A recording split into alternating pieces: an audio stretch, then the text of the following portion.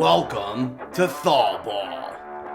Fall is in the air. College football continues tonight, and it's September, so there's some crucial playoff implications on the line in baseball. We start with the ACC opener, and he's so cool, man. Trey Cooley goes 23 yards to the house. Screen pass. Room to run. Chase Lane down the sideline. Touchdown. The Yellow Jackets telling Louisville, stay in your lane, man. That's Chase Lane on the screen pass. 48 yards to pay dirt, and Georgia Tech looks to spring the upset, up 28-13 at half. But Louisville would fight back in the second half. Jack Plummer from Purdue via Cal finds Jamari Thrash for the touchdown to cut the lead to 5. And staple of these Jeff Brom offenses. Downfield, open receiver, touchdown, Jamari Thrash. And Georgia Tech is going to be kicking and screaming in their dreams as Plummer finds Jamari Thrash again. And Louisville comes back to take the lead. And then it was Jawar Jordan playing like the GOAT as he shrugs off one defender, and then he takes it 74 yards to the house, and Louisville wins this one 39-34. We head to a battle of Michigan. Michigan State takes on Central Michigan, and the Chippewas score the first touchdown of the game late in the first half as they look to spring the upset. But Michigan State would score just before halftime, and then in the third quarter, Jalen Berger with the double quarter pounder, and Michigan State goes up 17-7. To the end zone. Nice ball. It's caught. Flag down. It's touchdown, Tyrell Henry. And then the Spartan receivers started showing out. First it was Tyrell Henry with the tutty, and then give him the keys to the Cadillac. Malik Carr. What a catch! Watch this again! I mean, that's just a thing of beauty right there, man. Outstanding. Grabbing it at his highest point with those hands. Michigan State pulls away in the second half, 31-7. In the Battle of Miami, I want to be forever young, forever young. Colby Young showing off the moves, 44 yards as the Canes go up early. Shot out of a cannon to start this third quarter. Right back to Fletcher, runs through it, touchdown, Hurricanes! The Canes started running all over Miami of Ohio. First Mark Fletcher, then take me to church. Henry Paris Jr. leaves the defender's knees on the turf. Oh baby, Hurricanes win 38-3. Now we head from gridiron to the diamond. And we start with a crucial doubleheader in Cincinnati, and that's a belly bomb. Cody Bellinger staking the Cubs to the early 1-0 lead. Bellinger kept rolling in the sixth with this 2 RBI single. He had the first 3 RBIs for the Cubs as they look to extend their grip on the second NL wildcard spot. Meanwhile, Jordan Wicks was blowing out the candles on his birthday. He goes 5 innings of 1-run ball, and the Cubs win 6-2. In the nightcap, that's another belly bomb as Bellinger puts the Cubs up again, 1-0. The Reds couldn't afford to lose both games of the doubleheader, and what a play! Noelvi Marte keeps him in it here. Bottom 9, Reds down 2-1. Launch to deep right. The former Cub ties it up. Nick Martini with extra olives. Reds tie it up in the 9th. Crack to center. Reds win. It's a Marte Partay in Cincinnati. Noelvi Marte walks it off as these teams split the doubleheader. Allow me to introduce you to the Martian. What's he interested in? World domination. There's a youth movement in the Bronx, and it's being led by Jason Dominguez. His first swing in the big leagues goes for a home run. He's the first Yankee to homer in his first career at bat since Aaron Judge. Pretty good company. And speaking of Aaron Judge. Judge swings at the first pitch and lofts it high and deep to left center field. That one is long gone. See ya! A monster shot by Judge, and the Yankees lead 6-2. Judge becomes the fastest player ever to 250 home runs, and the Yankees beat the Astros 6-2. In the nation's capital, the Nats were down 3-1, but clear the tracks. The Lane train is coming through. Lane Thomas with the home run.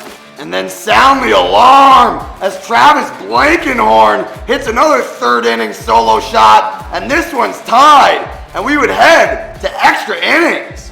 The 2-0 pitch is swung on and hit high and deep to center field. Going back is Young, still going back. Warning track wall, it's gone. The Marlins would score 4 in the top of the 11th, capped by this Garrett Hampson 2-run shot, and they win 8-5.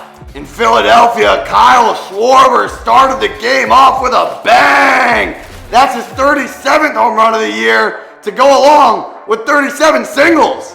After starting the season painfully slow, Willie Adames is finding his stride right on time.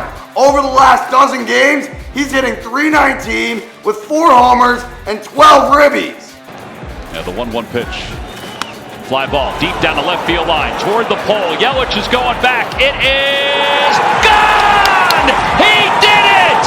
That's no match for the tear that Trey Turner is on since the infamous ovation. He's hitting .364, slugging .750. That's his 9th home run, 25th RBI.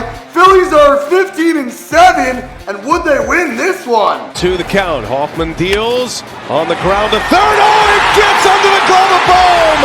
Oh no, Alec Bohm can't handle the routine ground ball. Brewers score 3 on the play, and they end up winning 7-5. The Braves won Game 1 in LA, and the night after making history, Ronald Acuna Jr. hits another home run to put the Braves up 2-0. In the expansion era, but it's the Braves in this series that have started off hot.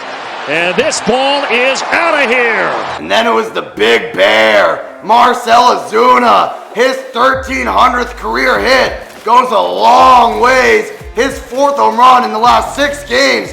Braves win 6-3. In Arizona, the D-backs went down 1-0 in the top of the first, but that didn't last long.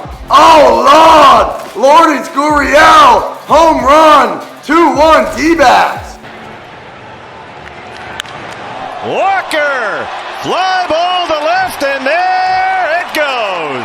And then it was Christian Walker, living on a prayer. That moonshot goes for 2 more, and the D-backs beat the Orioles 4-2. So with that Orioles loss, the Rays had a chance to cut the AL East lead to a half game, and that's Randy Arozarena with a loud double off the wall to score 1. The Rays would score a second run in the second inning to go up 2-0.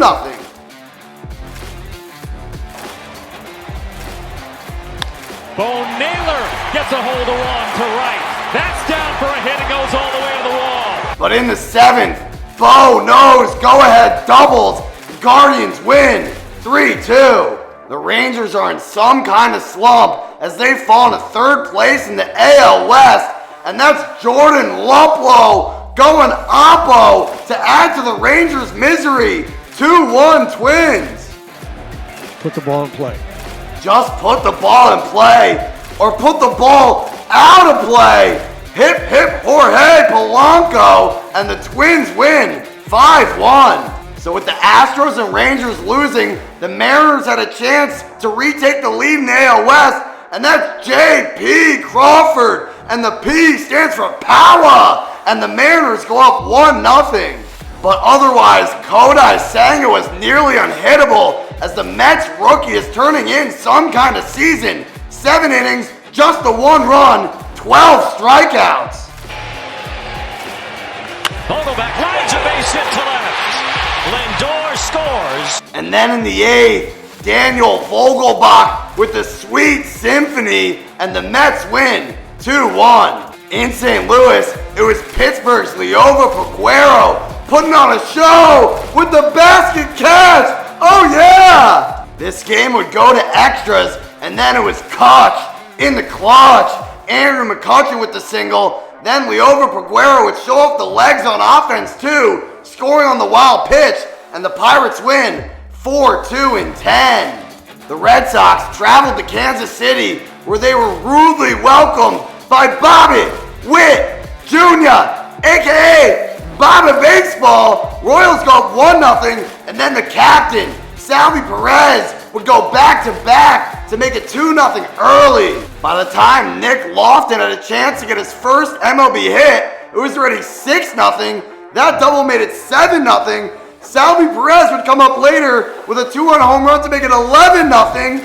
Royals would go up 13-0, and they win 13-2. 3-2 with a runner moving. Deep to left field. Gone! Give it a ride, Danny! Another AL team would also put up 13 runs as the Blue Jays first got it started with this Danny Jensen home run. Then Alejandro Kirk with the bases clearing double to break a 5-5 tie. The Rockies would score 4 in the 9th to make it respectable, but the Blue Jays win 13-9. In Oakland, manager Mark Kotsay was going for his 100th career win, and that's Almides Diaz starting the scoring early. And then it was the impressive rookie, Zach Gelof. Get off me! That gave the A's a 5-0 lead, and they would cruise to a 9-2 victory. Fernando to deep right field. Back goes Yastrzemski at the wall. He leaps and it's gone. In San Diego, the Padres finally started playing as colorfully as their uniforms as Fernando Tatis and Juan Soto go back-to-back in the first inning, and the Padres beat the Giants 7-3. I'll be honest, Tigers-White Sox isn't the most exciting matchup, but Riley Green looking like money trees with the bat and the glove. And is second to Ohtani in that category. As Anderson drives one left center field. Green Dives and makes the grab. Riley Green goes full Superman. What a catch. And then Miguel Cabrera would tie George Brett for 17th on the all-time hit list, and the Tigers win 4-2. Thanks for watching. Tune in tomorrow for a chock-full episode of college football.